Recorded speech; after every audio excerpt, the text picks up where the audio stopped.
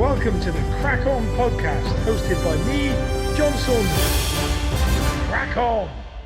Hey guys, hope you're well. Episode 11, and this week I'm bringing Rhian Mannings. What a great person, an inspiration to everyone. I'm sure you'll get that. I've listened to it a couple of times, and every time I get something different from it, and different feelings, and just, like I said, an inspiring lady that I'm just looking forward to bringing to you. So Rhian is the CEO of To Wish Upon a Star. Again, is an amazing charity, which we go through the podcast and let you know where it is. She's an MBE, and she is a Pride of Britain Award winner and so many other accolades. So I just can't wait for you to have a listen. This was sort of recorded a few weeks ago, so it's a bit dated.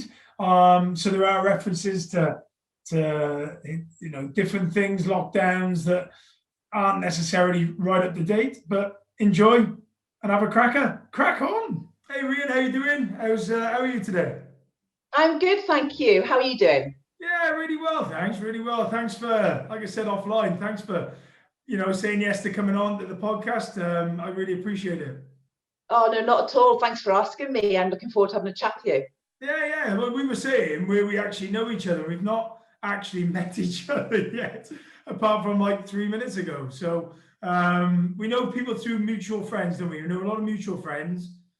Yeah, absolutely. Mutual friends, and you've been very supportive and have followed. I know you've been following our journey from not far off day one. So it's actually nice to put a face to the name, really. Yeah, and vice versa. I mean, to be honest, it's an amazing journey, and I can't wait to get into that. But first thing, do you want to just tell us a bit, or the listeners a bit about Rhian, the background, childhood, just go from the beginning and give everyone a bit of an overview of where Rhian's at. Yeah, fine. So I'm from Pembrokeshire. That's where I grew up, and went off to university. And all I ever wanted to do was be a PE teacher. So I was training to become a teacher, started teaching, absolutely loved it. And that's when I fell in love and met my husband, Paul. We then moved back to Cardiff, which being from Wales, very proud and always wanted to settle back here, really. So I dragged him back from Somerset. And this is where we settled and had 3 amazing children. So, yeah, I had an amazing childhood. My family have always been the most important thing to me, really. And that was the same when I had a family of my own. Are they still based in West Wales, or are they down in South Wales, or your family still? No, yeah. So now my parents and my sister both live probably about 100 meters either side of me. So we are all together, which is how we like it. Oh, lovely. That's lovely. That I think if I did that with my family, I think they can I'd be testament to say I would move pretty quickly. No, I'm joking, Dad, and I'm joking, Mum, because they would kill me for that. But so look, lovely close family, and I think the school teaching thing, actually just ponder on that a bit. My nan, God rest her soul, actually said to me, she always wanted me to be a PE teacher, and I can understand if it was always what you wanted to do. I have total empathy around that, and I bet when you did Cathedral, that's where we sort of know Leah, and you met Leah, and that's how the connection started for us.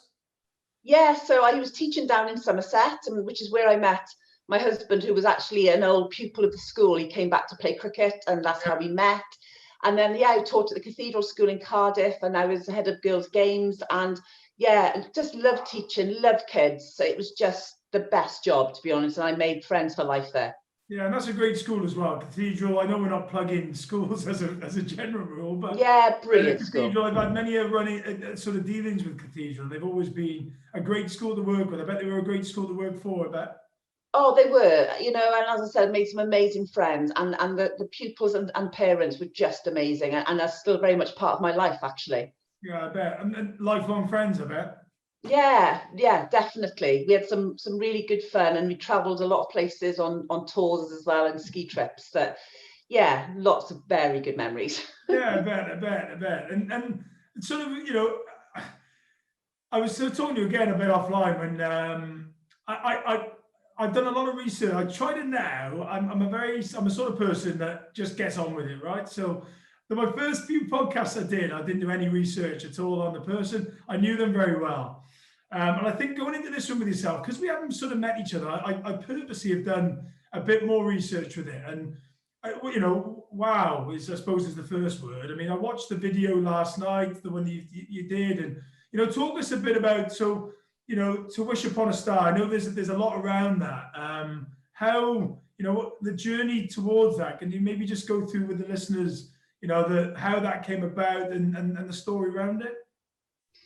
Yeah, so back in 2012, I was teaching. I'd literally just gone back a week after maternity leave of my youngest, George, when life just took a massive turn for me. So we lost George. George died suddenly in the local hospital with no sign of illness, was rushed down to the hospital, and within 2 hours of being admitted, he passed away, leaving myself, my husband Paul, and our other 2 children absolutely devastated. Life was tough, and when someone passes away, whatever their age, it's just totally unexpected, and we didn't know what to do. And then 5 days after George died, Paul, my husband, best friend, my rock, the best father in the world, he walked out of the home and he took his own life, leaving myself, Holly and Isaac, who were 2 and 3 at the time, alone, frightened, and just didn't know what to do. And I mean, on the video, look, I think even through the time, even though I didn't know you, and I mentioned there was something that really hit me when I was offline, and the one thing I really wanted to do, and I would do now, is just give you the biggest hug and the biggest touch I could ever give you, because at the time when it was all happening, I was back in Cardiff at the time, and I remember, reading the stories, talking to people about this, and I just even at that point wanted to drive around your house and give you a touch, because I mean, anyone that's a parent can really have empathy, but anyone who hasn't got kids, all they need to do is watch that video you've got on your LinkedIn and it just hits home what that, wow, what the bit that got me, and I wanted to just talk through a little bit, was that moment in the hospital when you say that you were both holding your baby, and then they took him away, and that moment, for me, that's the bit that really just, wow, smacked me like a train. That must have just been such a unbelievable moment. Yeah, and I can remember it vividly. Despite the emotions, really, shock took over. We didn't even cry. It sounds mad, but you're just numb, and it happened so quickly. But the staff of these hospitals and NHS staff are phenomenal. They're incredible, but they weren't equipped to support us. There wasn't the things they wanted to help us, and we walked down the main corridor of a hospital with his body in the nurse's arms, and it just wasn't how it should have been for us as a family and for Georgie. So yeah, and you leave a hospital with nothing, you walk out with nothing, a piece of paper with phone numbers that actually some of them were out of date, and you come home and you sit there and you think, oh my God, how are we going to get through this, and how are we going to tell the children when they wake up in the morning that their brother's never coming home again? Yeah, wow. I mean, and that's the bit as well that, obviously that would have had the impact of where you got to with To Wish Upon a Star, the charity, and we'll get to that journey in a second, because obviously the last 8 years of your life, going on 9 years, has all been dedicated to that charity. But the bit after that, when Paul went, I mean, again,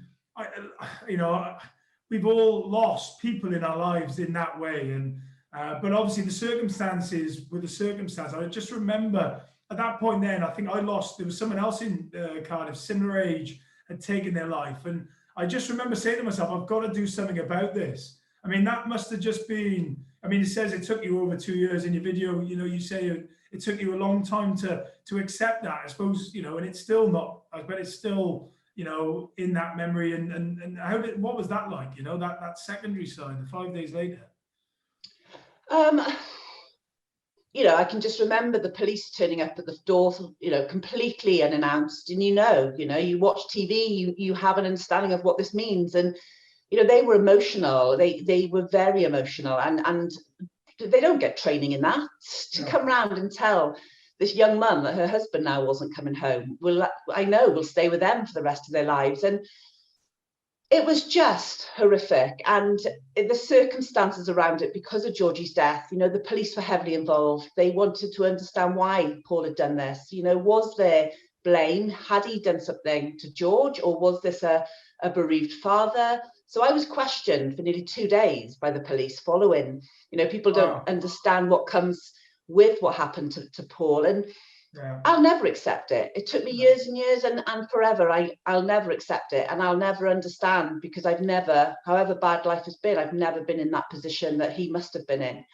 And that's where, when you lose someone through suicide, there are different things. There are different answers that you will never get. You can never understand why this happened. And for the rest of my life, I will always, and it doesn't matter who tells me I shouldn't blame myself, I will always think I should have done more.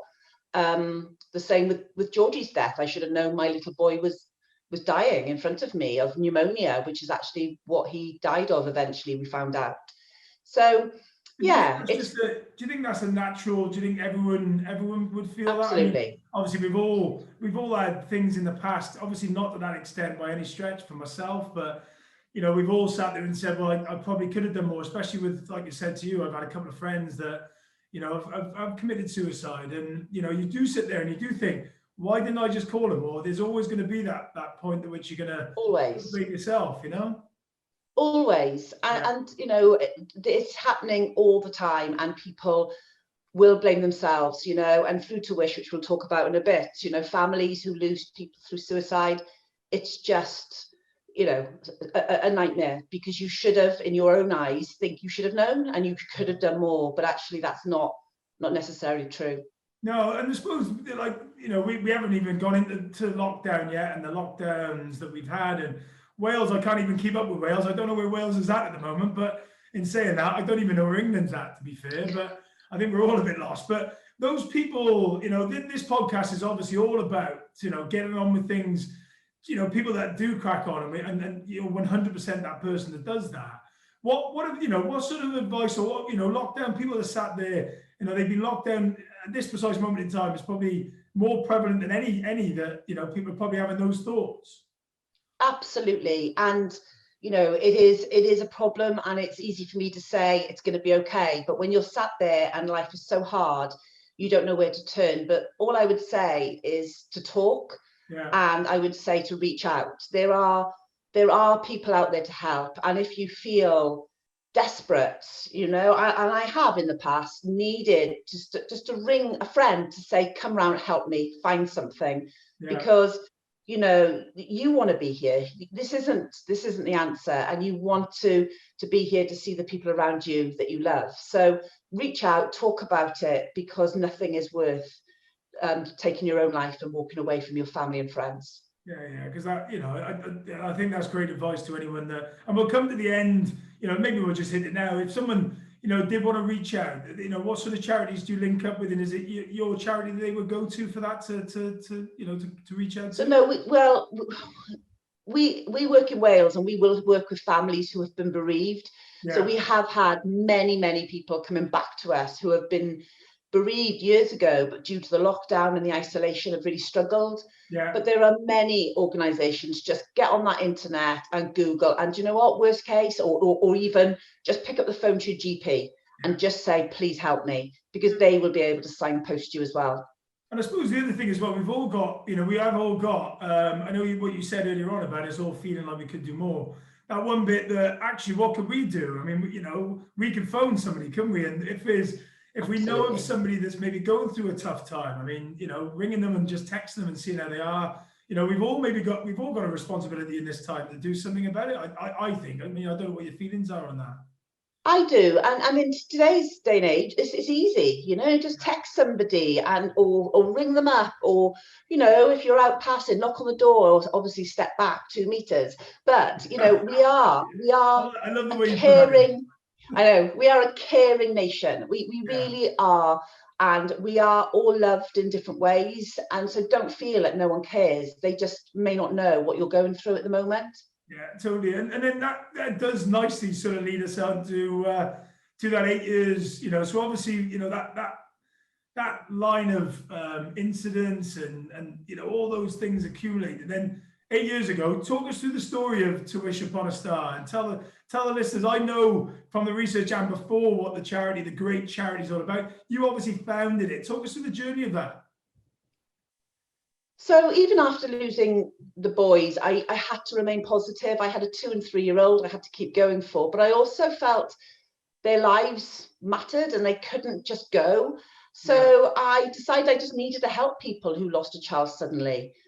Georgie was laughing and smiling one minute and the next minute was gone, and we deserved more support and there wasn't support available. So I decided it needed to be better, and I started just driving around Wales, speaking to nurses in A&E departments and doctors and funeral homes and mortuaries. Not the most jolliest of places, to be honest, but the people that really knew and looked at these families in their eyes and knew what they needed.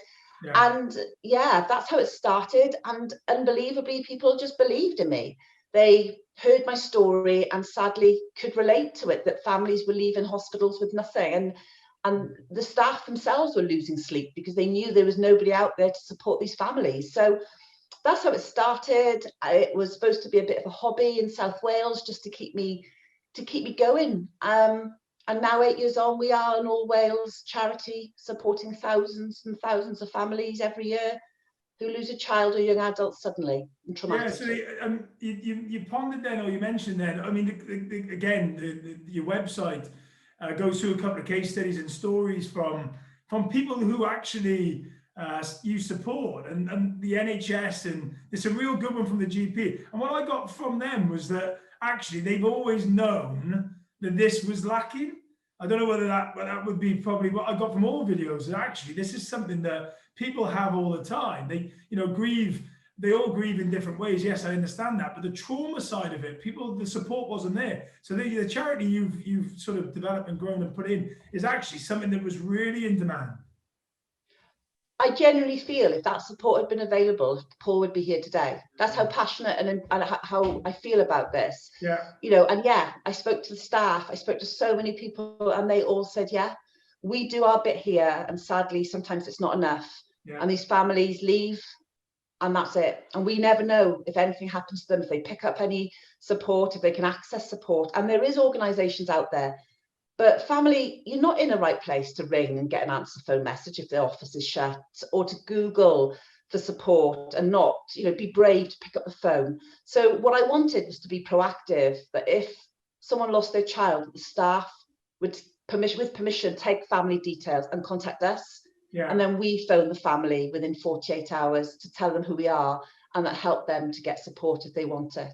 Yeah, amazing. And we'll go through a couple of the challenges you've done, and because I nearly got involved with the bike ride. That's right. Ali Spires did one of the bike rides. I was going to do that, and that's where I tried to get involved with. But then I've come down to the south coast and I left Wales, but that was no excuse. I should have done it anyway.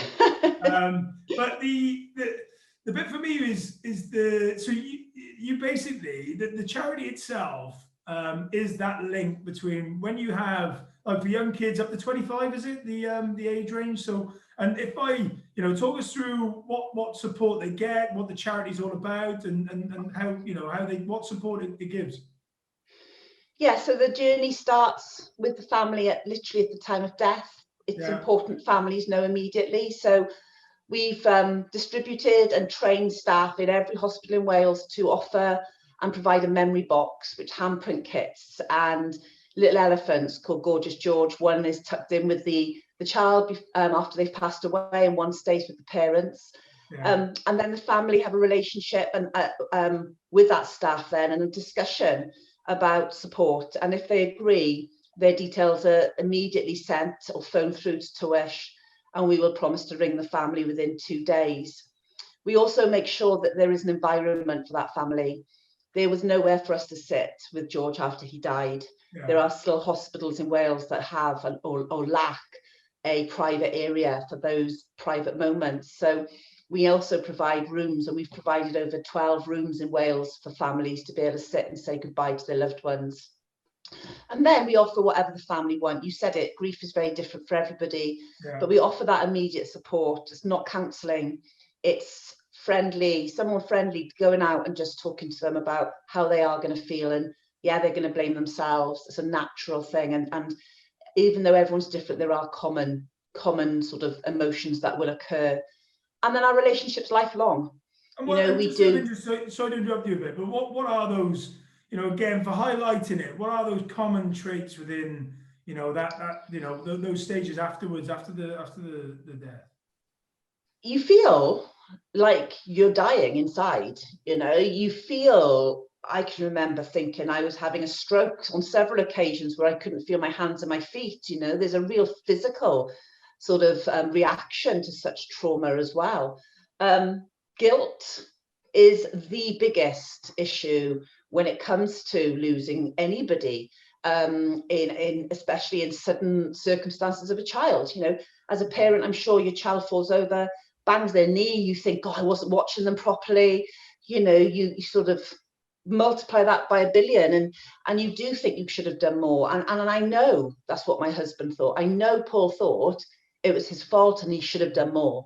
And we needed someone to say that was a natural reaction to what we were going through. Yeah. So I mean, and one thing that really stood out to me when again, going back to when I listened to you talking about it, you mentioned about existing and not living. Within those sort of years afterwards, you were just existing rather than actual living. That bit was the one that, could you just talk us through what that is to you, and what does that mean? So I got up every day after the boys died, every day to dress the children, get them ready for nursery. Then I would just sit in a chair, and then they'd come home and I'd jump up and I would then bath them and put them to bed. And that was my routine for weeks and months and months and years. My mum and dad, moved in with me. They not only looked after the children, but they fed me and washed me. And, I think people see this Rhian with a mask pretty much from day one, really. But yeah. I was just dead inside. And I can remember having a conversation with my mother, and mothers are always right, as we all know. And she says, you're not living, you're existing, you're breathing, but you're not living. And to be honest, you may as well follow Paul, because you're not there for the children. Wow. That's pretty harsh, but very, very true. Was that a friend? What sort of friend was that? Was that one of your close friends? That was my mother. That was your mum. Yeah. And you know what? They can say I owe my life to my mum and dad. I truly do. And, they said a lot and I said a lot to them. They took everything out on them. And, you say some awful, wicked things to the people you love and that you're closest to, because you need to blame and be angry at someone. Yeah. And do you know what? It's refreshing that it does take that reality of someone just smacking you in the face. I remember totally different conversation and totally different circumstances. But I remember meeting my brother. My brother, he has this habit of just telling me straight. He's my younger brother, so I really don't listen to him very often. And he'll love this when he listens to this. But I remember sitting in a cafe. I just closed down one of my businesses. And it hurt me, it really did hurt me. My brother turned around to me and he just said to me, John, you didn't only let yourself down, you've let me down. And I was like, do you know what? When he said that, I just felt like, but he told me in a way that it hit home. I was in tears. I was absolutely bawling. And I was like, do you know what, mate? From that day onwards, I did everything I could. I won't do that again. But the reality of just being smacked in the nose was the one that just kicked me back into right. Okay, stop feeling sorry for yourself and get on with the next bit. You need to. You sometimes need that, and you're so inside. I couldn't even think. I couldn't even remember my name. Nothing, and I needed someone for that tough love and to say, you've got to do that. I had friends coming around and taking me out for the day, and I was kicking and screaming, and they said, you are coming with us today. And I owe them everything now, looking back. Yeah, that's lovely. That's great. And since then, so that's the charity. Obviously, it's moved into something now that I bet 8 years ago, you never thought it'd be where it is now. No. I was a PE teacher, and I business plans and budgets and, even emailing, all of this was a massive, steep learning curve. Yeah. But I've absolutely loved it. And I'm a very open person, as you can hear, heart on my sleeve, and I will ask for help. And I did. I asked My friend from the cathedral school, could he design me a logo? My other friend, could he help me with a website? What's a business plan? And I built a board of trustees with that experience to help me. And I still ask for help every day because I'm learning. And do you know what? It's been incredible. And I have met some amazing people that make me realize that life can be really pants at times, but God, you know, you've got to appreciate what's out there too. Yeah, and if someone like yourself says that, it has for me. I just think that sentence alone can help so many people from what you've been through to where you are now. Is again, I'm going to use the word inspirational because we're going to go into a bit more about you now, because I think it's interesting. You talk about the charity, talk about everything else. People like yourself don't like talking about yourself because ultimately, you're not there for you, you're there for everyone else. And I totally understand that. But the MBE, okay, talk us through the MBE and talk us through the moment you had it. And yeah, just talk us through the whole story of it because it's amazing. So, yeah, I was at home on my own back in November 2019. A letter came through. I opened it. And bang, it said, you've been awarded an MBE for your services to charity, but you mustn't tell anyone, like nobody. And I had no one here, and I didn't really know what to think, because I think, like what you said, is everything I achieve is for Paul and George, and it's all very bittersweet because I would swap it all in a heartbeat to have avoided going through this.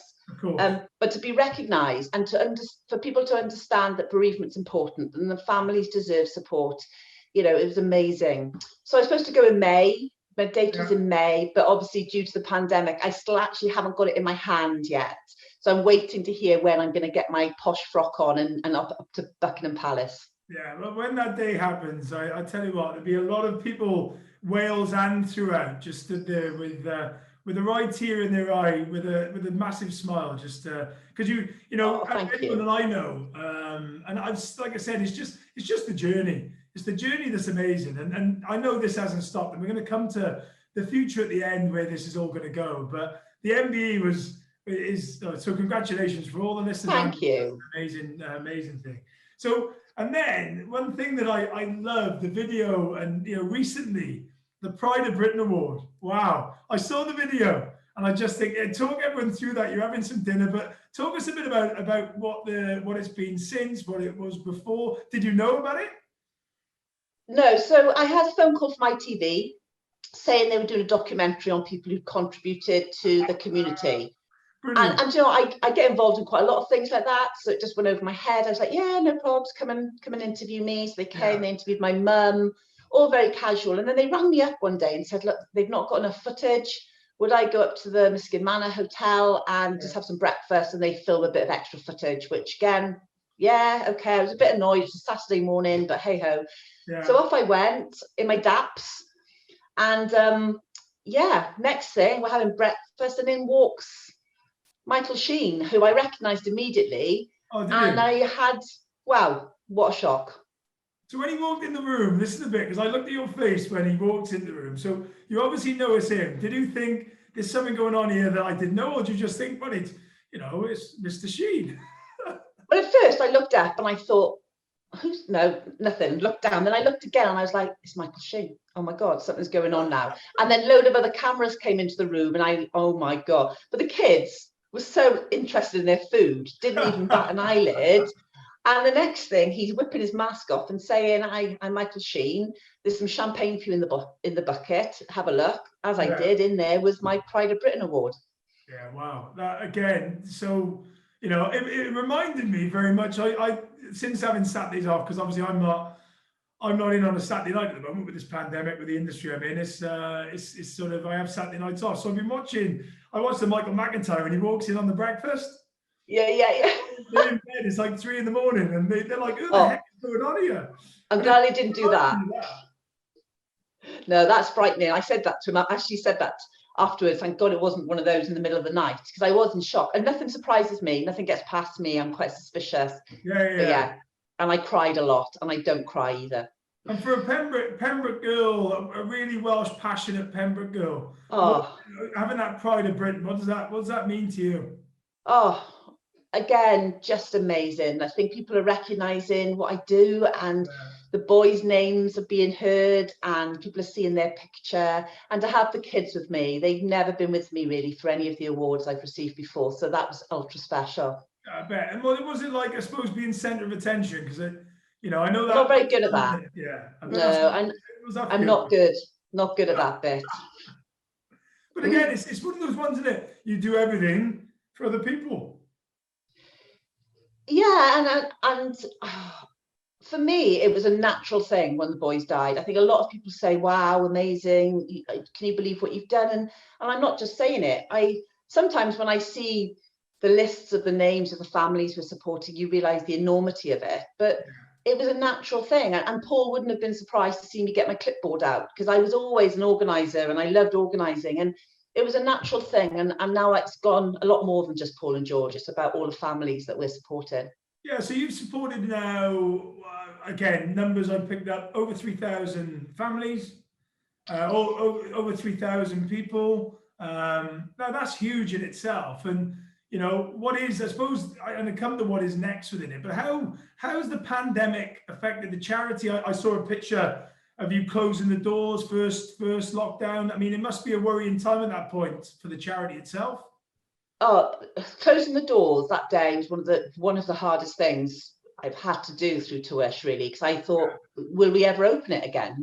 Like many people, and that's what's brought me comfort, is knowing so many other people are feeling like this as well. But what's been really hard is that our service has continued, and if anything, we've got busier with our referrals. And apart from that face-to-face home visit, we've done everything that we normally have, and it's been incredible. My support team have been incredible and adapted so well. But obviously then you have to be able to pay for that. And as a self-funded charity, our fundraising stopped overnight, and you had to think out of the box. And again, my fundraising team have been amazing, and we have been able to balance the support and the fundraising.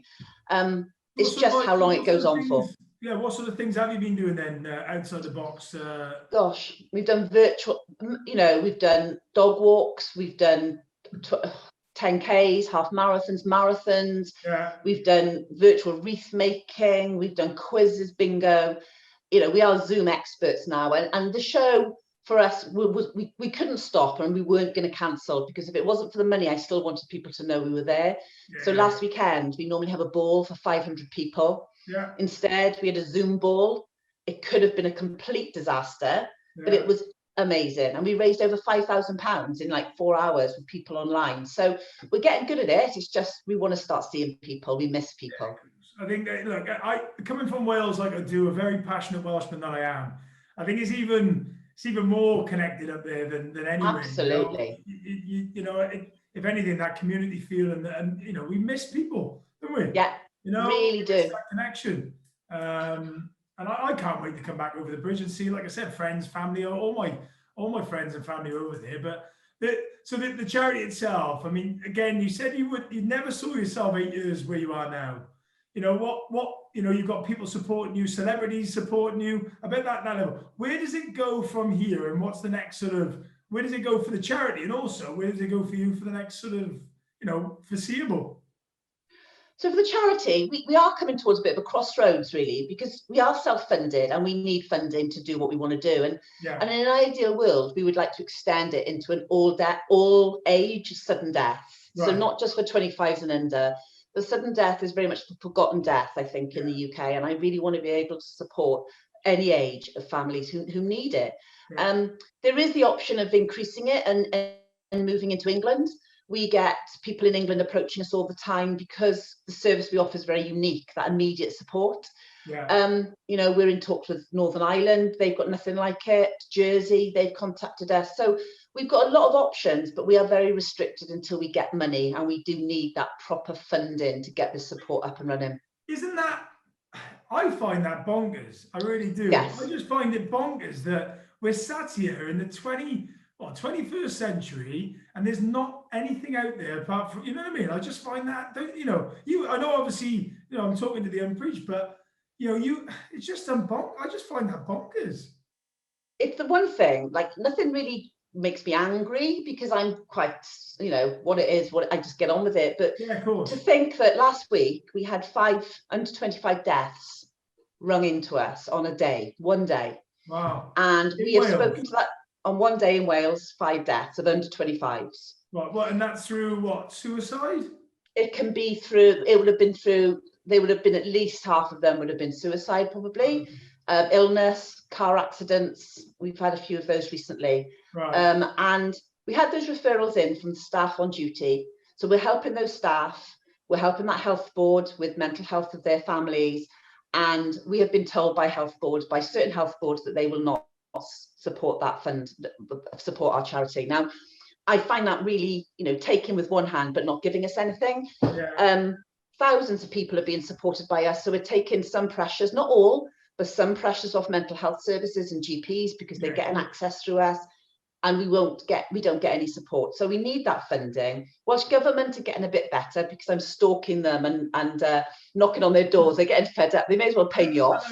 I bet it's like the Shawshank Redemption. I bet you've gone from 2 letters a day to 3 letters a day. Or 3, that's nothing. No, I know where they live, and and it is, you just keep doing it. So yeah, good for to wish, that's my plan. But for me personally, I don't want to be doing this forever. Yeah. And I know that's easy for me to say, and you're probably thinking, yeah, right, of course you're not. But I do, I'm living it every day. I'm living death every day. And it's time one day, not too soon, I'd love a little job in a high street shop, talking about regular things, not just death and dying, to be honest. Yeah, but on that as well, though, there'll be, when that day happens, and I'm sure it won't be anytime soon, but there'll be, the legacy, when you look back over the last 8 years, over the positives that's come from such a tragic incident. I mean, that must fill you, even now, talking to it must fill you with a lot, what are the feelings now that you look back? I know you don't get a chance to really reflect that often, and but what do you think you've achieved over the last 8 years? Gosh, I've won the battle. No, I'm winning the battle. That's probably the right way to say it, and if you'd have told me this was going to happen to me, like people say to me all the time, I wouldn't have been able to survive. Well, you have no choice. Well, you do. And I didn't want to take the other option. So, I am proud that I've survived, and I'm proud that I can live with my mental health, which is still not in a good place a lot of the time. And I've got 2 children who are naughty, happy, mischievous, as normal as any normal child is. What is normal these days? And I'm still standing, and that's good enough for me. Yeah, look, and I think the accolades come and the accolades go, but ultimately what doesn't go is that, what I get from you, and I've had from you from word go, is just that positivity, and that crack on attitude is exactly, you ooze it, and that's exactly, again, going back to why I wanted you on the show, is because, and so I suppose that, it will come, the last bit that I really wanted to go through, someone sat there right at the moment, the last question I ask everyone, and it'd be a lovely one to end on, is, they sat there, they don't know what to do next, as in what would be, they want to crack on, but they just don't know how to. You've gone and done that and shown that in loads of different ways. What would your advice be for that person? If they want it, they can achieve it. So if they want to set up a business, or they want to start something new, or they want something in life, anything truly is possible. Reach for the stars, shoot for the moon, because you can achieve, and you will have knockbacks, but they make you stronger. And I got up after the boys died and thought I had to crack on. I really did. And anything is possible. Don't give up, and ask for help. And there's people out there who want to help you, and don't be too proud, because people want to help, and we're all in this together, and at the moment more than ever, stick together, and we can come out of this the other end. Yeah, and I think on those lovely words, I would just like to say thank you ever so much for just coming on. I mean, again, people come on at different times, and I think you're coming on to this podcast right at the right time for me and for the listeners. I just think, one, you're an inspiration to so many people out there. I really enjoyed talking to you, and I've been looking forward to it. And I just wanted to say a massive thank you. How do people contact you? How do people get involved in the charity? How do they reach out for yourself? How do they do that? Well, if you go on our website, nice and easy, www.towishUponAstar, so that's a number 2, towishUponAstar.org. Yeah. And anything, all our information's on there. If you'd love to fundraise, donate, yes, please. Yeah, Volunteer. How do volunteers do it? How do they donate? Donate, go on there. There's a donate button. Yeah. Fundraise for us, or if you're doing an event and you don't want to fundraise, buy one of our t-shirts and run in it. We want people to know that there's organisations out there. And yeah, we're here. So if you're living in Wales as well, if you need any support, you've lost a child or young adult, reach out to us and we're there to help you. Yeah, lovely. And the one thing I saw as well, those boxes, was it £30, 35 and 40? They look great. So what, you can buy one of them and donate it to a family? Yeah, so they're donated out to the hospitals, but if anyone wants to donate towards them, if they donate £30, one of those boxes will go out to a family who's lost a child. Or if you know a loved one who's recently bereaved, you can buy one yourself to give to them as well if you needed to. Yeah, that's great. That's great. And on that note, again, really enjoy picking up your MD. I want to do a revisit when you get it done. So, and I'd love to do a revisit a year or two's down the line. I know you're going to achieve massive things. And look, thank you ever so much for your time this morning. Thank you for asking. Take care. Yeah, take care. Have a good day. Crack on. And you, crack on with it. Yeah. I know I said it a few times during it, but I'm just going to say wow again. And it just shows that you can be knocked down and hit down and smacked down so many times and in so many different ways. But to get back up on your feet and to move forward is such an important thing. And Rhian's an example of that in so many different ways. And I'm so lucky that I got a chance to speak to her. I'm so chuffed that she said yes to coming on the podcast. I really hope you all enjoyed it. Some real nuggets. So, to reach out to people and to, if you are struggling with anything, just reach out. I mean, that's what this platform is all about. It's about sharing and about making sure that you do crack on. And crack on means different things to different people. Now, to me, it means different to me than it does to yourself. And if, you want to crack on and reach out to somebody and do that, reach out to me so we can all help, yourselves. And yeah, just an inspiring lady.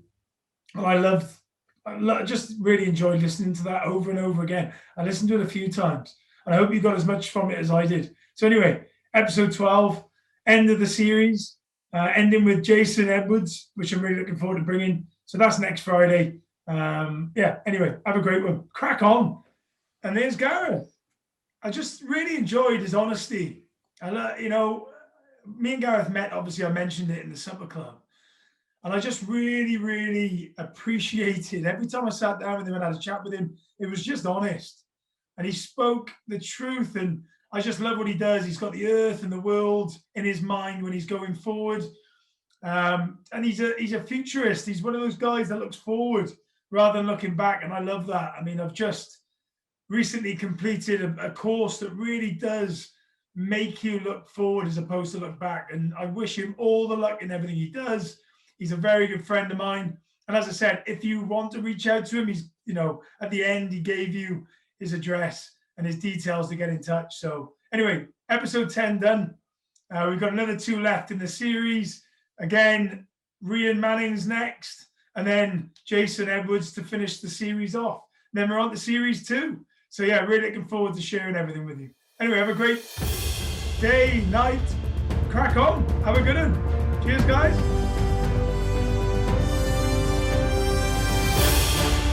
Crack on.